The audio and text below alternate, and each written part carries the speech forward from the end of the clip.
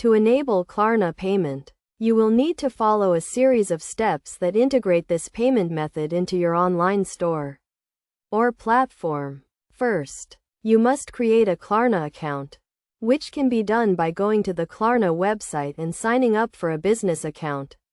This process involves providing your business and personal information, including your name, email address, and business details. Once your account is created, you will need to apply for a Klarna API key, which is necessary for integrating Klarna into your online store. You can find the application form in your Klarna account dashboard. After submitting your application, Klarna will review your request and provide you with an API key. Next, you will need to install the Klarna payment plugin or module into your online store. The specific steps for this process will vary depending on the e-commerce platform you are using, such as Shopify or WooCommerce.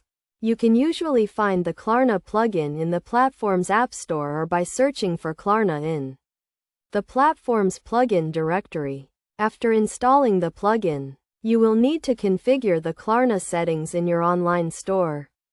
This involves entering your API key and selecting the Klarna payment options you want to offer to your customers, such as Pay Now, Pay Later, or Slice It. You will also need to set up the payment terms and conditions, including the interest rates and fees associated with each payment option.